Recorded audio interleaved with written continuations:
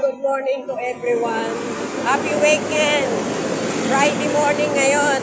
Yung mga uuwi po sa probinsya, ingat-ingat po kayo na gustong makapiling ng kanyang mga mahal sa buhay. Ako ibibili po ng strip para sa blood sugar. Kahapon ko pa inutusan yung apo ko na bibili ng strip, hindi pala nakabili. Ako ngayon ang pumunta ngayon.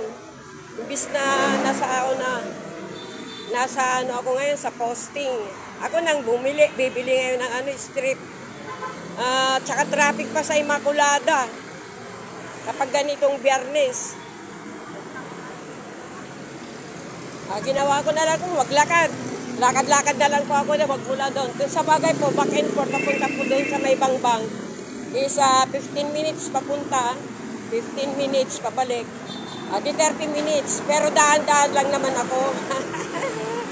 Kasi mahirap yung maglalakad ka ng yung mabilis. Lalo na pag senior ako, baka madapa pa ako, madulas pa ako. Ito po ang DOH. Kayo po na gustong humingi ng tulong dito po sa DOH. DOH po yan. marami pong mga kwan po, yung may mga sakit na walang kakayanan. Diyan po sila nahingi ng tulong. Basta meron po kayong medical abstract. At saka yung mga reseta. Kasi nasubukan ko na po eh.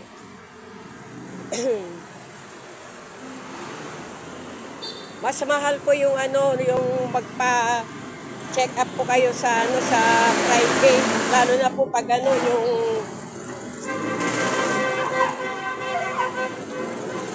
laboratory. Sa akin noon, laboratory lang po, umabot po ng 1.5.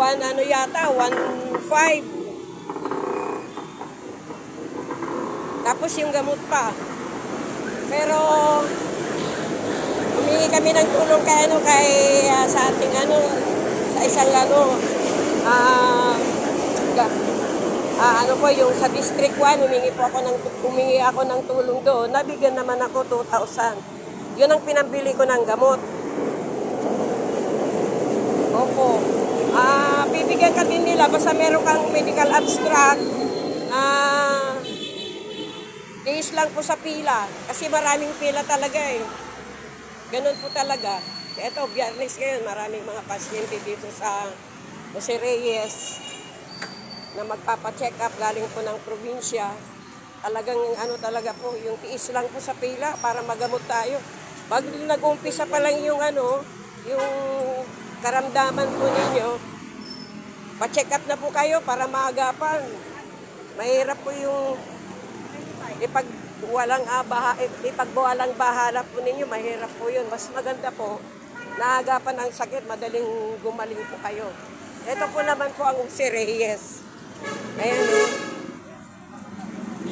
Ito po ang harapan ng Jose Reyes. Maraming tao ngayon, Biyernes.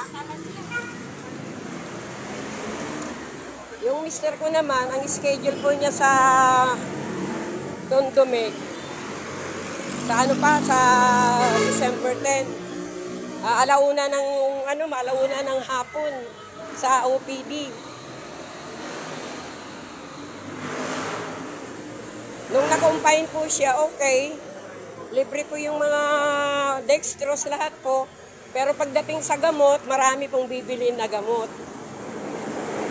Pero nagpapasalamat din po kami kahit papano.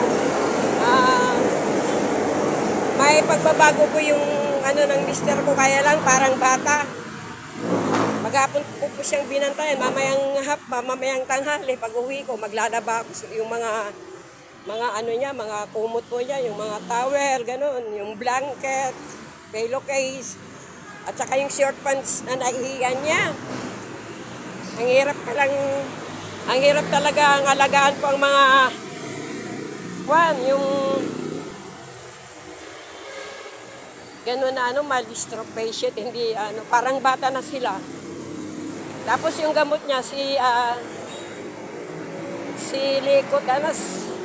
silikotin ba yan para sa utak, parang bata. Hindi yung mga anak, duty naman nila sa gabi, ako naman sa umaga.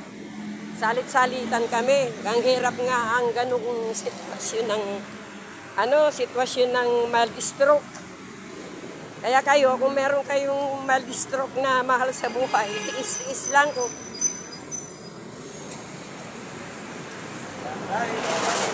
Tiis lang ko yung natin, yung pag-aalaga sa kanila, paglalaban ng mga damit, yung pagpapakain po natin sa kanila, kung ano po yung bawal, yun, bawal nga ang prutas sa mister ko dahil po sa kidney niya eh.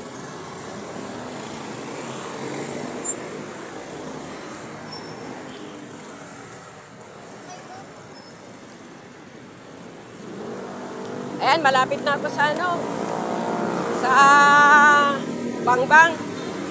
Ito, dadaanan natin yung Manila Fire District. San Lazaro Fire Station. Ayan. Kaya nga po, pag-alagaan po natin yung mga mahal natin sa buhay. Alam nyo na gustong-gusto nila ang mga foreigner na mag-alaga ng yung mga yung mga baldado na PWD na mga foreigner para po sa mahal nila sa buhay. Kasi nakikita nila yung ginagawa natin sa ating mga magulang, mahal natin sa buhay, kung paano mag-aalaga ng mga senior. Diba? Nakikita nila paano, paliliguan mo, makikita talaga nila. Kaya gustong-gusto nila ang mga Pilipina na mag-alaga ng mga mahal nila sa buhay. Kaya lang, ang lalaki nila. Malalaki sila. Pero kayang-kaya natin kasi merong merong namang basic na paano mo sila masiservisyuhan ng maigi. May basic po yan. Maski malaki sila. Kasi ako noon, tinuran nila ako kung paano ang magbaliktad, sa tagiliran, sa badang tagiliran, sa pala dinadaan para mag sila sa tagiliran, yung bang sila, yung bang mo sila sa tagilid.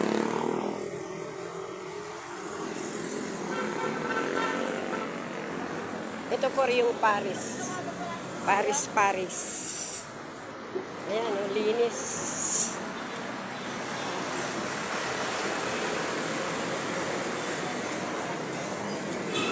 Kaya medyo tinanghali ako eh. Alas 7:15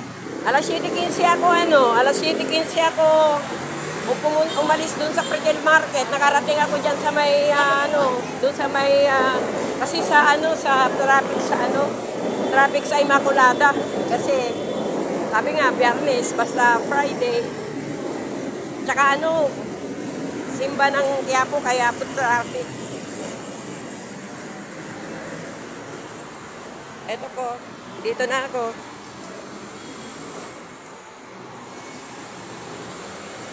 Yung ibang mga establishmento sarado pa po. Kasi yung iba, alas 9 po sila nag-uumpisa, kagaya nito. Alas 9 pa sila mag-uumpisa, pero doon sa bibilhan ko, maaga po silang nagbubukas, mga 7:30.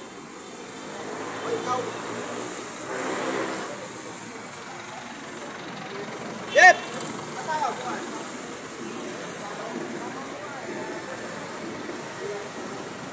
Ito po yung mga bilihan ng mga medical equipment.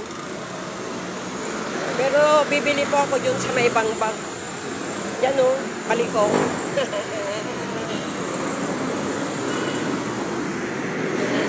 Dito ako ngayon. Bye-bye! See you my next video. Please subscribe. Ito yung Bangbang Station. Dito na po ako. Bili ko na po ako dito. Thank you for watching. Please subscribe, like, and share. Thank you so much.